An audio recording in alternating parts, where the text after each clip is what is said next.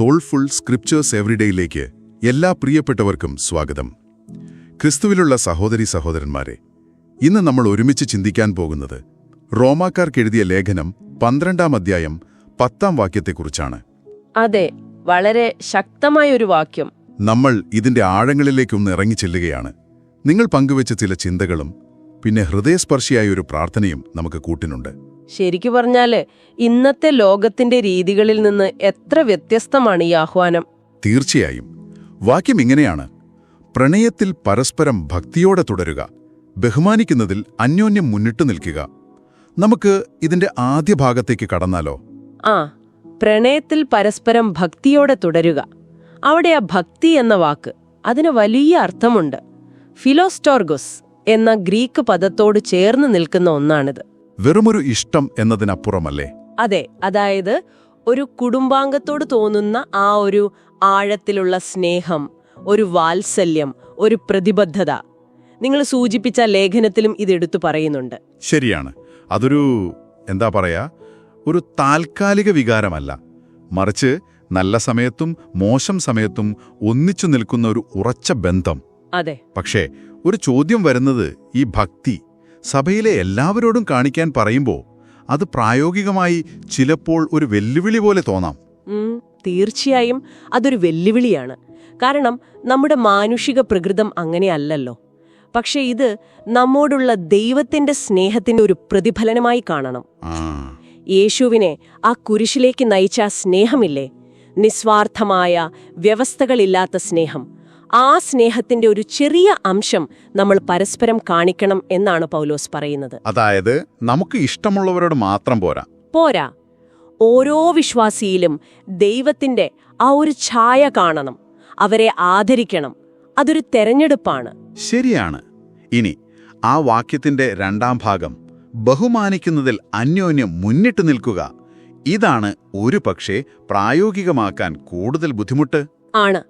കാരണം ലോകം എപ്പോഴും നമ്മളെ പഠിപ്പിക്കുന്നത് ഒന്നാമനാകാനാണ്, മറ്റുള്ളവരെക്കാൾ മുകളിലെത്താനാണ്, സ്വന്തം കാര്യം നോക്കാൻ. അതെ.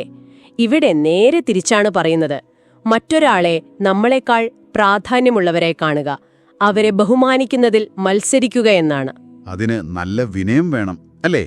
മറ്റൊരാളുടെ കഴിവിനെ അംഗീകരിക്കാനും അവരെ അഭിനന്ദിക്കാനും ചിലപ്പോൾ അവരെ സേവിക്കാനും. കൃത്യമായി. ഇവിടെയാണ് ആ വിനയത്തിന്റെ പ്രാധാന്യം വരുന്നത്. നമ്മുടെ മൂല്യം വരുന്നത് മറ്റുള്ളവരെക്കാൾ കേമനാകുന്നതിലല്ല, മറിച്ച് നമ്മൾ ദൈവത്താൽ എത്രമാത്രം സ്നേഹിക്കപ്പെടുന്നു എന്ന തിരിച്ചറിവിൽ നിന്നാണ്. ആ ഒരു ഉറപ്പ് കിട്ടുമ്പോൾ പിന്നെ മറ്റുള്ളവരെ താഴ്ത്തിക്കെട്ടേണ്ട ആവശ്യമില്ല. ശരിയാണ്. അവരെ പ്രോത്സാഹിപ്പിക്കാനും ഉയർത്താനും നമുക്കൊരു സ്വാതന്ത്ര്യം ലഭിക്കും. അതെ. അസൂയയില്ലാതെ, മത്സരബുദ്ധിയില്ലാതെ മറ്റുള്ളവരുടെ നന്മയിൽ സന്തോഷിക്കാൻ പറ്റും. അപ്പോൾ ഇത് വെറും പുറമേയുള്ള ചില പ്രവൃത്തികൾ മാത്രമല്ല, അതിനപ്പുറം ഹൃദയത്തിന്റെ ഒരു മനോഭാവമാണ് പ്രധാനം. തീർച്ചയായും ഹൃദയത്തിൽ നിന്നാണത് വരേണ്ടത്. നിങ്ങൾ നേരത്തെ പറഞ്ഞ ആ ലേഖനത്തിൽ പറയുന്ന പോലെ സ്വയം പുകഴ്ത്തുന്നൊരു ലോകത്തിൽ ഇത് ശരിക്കും ഒരു വിപ്ലവകരമായ ചിന്തയാണ്. ശരിയാണ്. ഇത് നമ്മൾ മറ്റുള്ളവരെ നോക്കിക്കാണുന്ന രീതിയെ, നമ്മുടെ ബന്ധങ്ങളെ, എല്ലാത്തിനെയും മാറ്റാൻ കഴിവുള്ള ഒന്നാണ്. ഒന്നോർത്തു നോക്കൂ, ഒരു സമൂഹം അല്ലെങ്കിൽ ഒരു സഭ, അവിടെ എല്ലാവരും ഇങ്ങനെ പരസ്പരം സ്നേഹിക്കുകയും ബഹുമാനിക്കുകയും ചെയ്യുന്നു. എന്തൊരു വ്യത്യാസമായിരിക്കും അത്. ആ ലേഖനത്തിൽ പറയുന്നത് പോലെ ഭിന്നതകൾ അവിടെ ഇല്ലാതാവും, അഹങ്കാരത്തിന്റെയും അസൂയയുടെയും മതിലുകൾ തകരും. ശരിക്കും ഒരു കുടുംബം പോലെയാവും. അതെ, അതുതന്നെയാണ് ദൈവം ആഗ്രഹിക്കുന്ന സഭയുടെ ചിത്രം. സ്നേഹത്തിൽ ഒന്നായി നിൽക്കുന്ന ഒരു കൂട്ടായ്മ. ഈ വാക്യം നമ്മെ അതിലേക്കാണ് വിളിക്കുന്നത്. ഇത് കേൾക്കുന്ന ഓരോരുത്തർക്കും ഒരുപക്ഷെ സ്വയം ചോദിക്കാൻ ചില കാര്യങ്ങളുണ്ടാവാം. ഒരു നിമിഷം ചിന്തിക്കാൻ, ആരോടാണ് എനിക്ക് ഈ ഭക്തിയോടെയുള്ള സ്നേഹം കാണിക്കാൻ ഒരു ബുദ്ധിമുട്ട് തോന്നുന്നത്? ആരെയാണ് എൻ്റെ മനസ്സിൽ ചിലപ്പോൾ മറ്റുള്ളവരെക്കാൾ അല്പം താഴെയായി കാണാൻ ഒരു പ്രലോഭനമുണ്ടാകുന്നത്? നല്ല ചോദ്യങ്ങളാണ്, ആത്മപരിശോധനയ്ക്ക് ഉചിതമായവ. കാരണം നമ്മൾ ഈ വാക്യം ജീവിതത്തിൽ പകർത്താൻ ശ്രമിക്കുമ്പോൾ നമ്മുടെ ബന്ധങ്ങൾ മാത്രമല്ല മാറുന്നത്, പിന്നെന്താണ്? നമ്മൾ അറിയാതെ തന്നെ ക്രിസ്തുവിന്റെ സ്നേഹം ഈ ലോകത്തിന് കാണിച്ചു കൊടുക്കുകയാണ്. അതൊരു വലിയ സാക്ഷ്യമാണ്. ശരിയാണ്.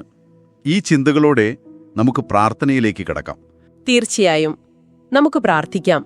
സ്വർഗീയ പിതാവേ, അങ്ങയുടെ സ്നേഹത്തിനായി ഞങ്ങൾ നന്ദി പറയുന്നു.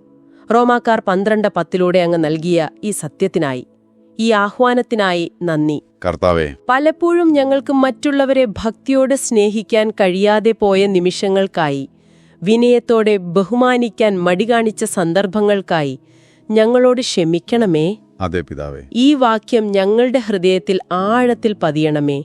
ഭക്തിയോടെ സ്നേഹിക്കാനും മറ്റുള്ളവരെ ഞങ്ങളെക്കാൾ ശ്രേഷ്ഠരായി എണ്ണി അവരെ ബഹുമാനിക്കാനും വേണ്ട കൃപ, അങ്ങയുടെ കൃപ ഞങ്ങൾക്ക് നൽകണമേ. ഞങ്ങളിലെ സ്വാർത്ഥതയും അഹങ്കാരവും മാറ്റണമേ. അതെ കർത്താവേ, മറ്റുള്ളവരിലെ നന്മ കാണാനും അവരെ പ്രോത്സാഹിപ്പിക്കാനും ഞങ്ങളെ പഠിപ്പിക്കണമേ. ഞങ്ങളുടെ സമൂഹങ്ങളെ, കുടുംബങ്ങളെ, സഭകളെ അങ്ങയുടെ ഈ സ്നേഹം കൊണ്ട് രൂപാന്തരപ്പെടുത്തണമേ. ഇപ്പോൾ ഈ വാക്കുകൾ കേൾക്കുന്ന ഓരോ വ്യക്തിയെയും ഞങ്ങൾ ഓർക്കുന്നു. അവരുടെ ആവശ്യങ്ങൾ, അവരുടെ പോരാട്ടങ്ങൾ, അവരുടെ സന്തോഷങ്ങൾ, എല്ലാത്തിലും അങ്ങ് കൂടെയുണ്ടാകണമേ. അവരങ്ങയുടെ ആഴമേറിയ സ്നേഹം അനുഭവിച്ചറിയട്ടെ. ആ സ്നേഹം മറ്റുള്ളവരിലേക്ക് പകരാൻ അവരെ ശക്തരാക്കണമേ. എല്ലാ മഹത്വവും അങ്ങേക്ക്. യേശുക്രിസ്തുവിന്റെ പരിശുദ്ധ നാമത്തിൽ തന്നെ. ആമേൻ. ആമേൻ. ഈ ചർച്ചയെക്കുറിച്ചുള്ള നിങ്ങളുടെ ചിന്തകളും ഒരുപക്ഷേ നിങ്ങളുടെ ജീവിതത്തിലെ അനുഭവങ്ങളും ഞങ്ങളുമായി പങ്കുവയ്ക്കാൻ ആഗ്രഹമുണ്ടെങ്കിൽ soulfulscriptureseveryday@gmail.com എന്ന വിലാസത്തിൽ നിങ്ങൾക്ക് എഴുതാം. ഈ വാക്യം നിങ്ങളുടെ ഹൃദയത്തിൽ തുടർന്നും സംസാരിക്കട്ടെ എന്ന് ഞങ്ങൾ പ്രാർത്ഥിക്കുന്നു. അടുത്ത തവണ കാണുന്നതുവരെ ദൈവകൃപയിൽ ആശ്രയിച്ച് മുന്നോട്ടു പോകാം. സമാധാനം നിങ്ങളോടൊപ്പം.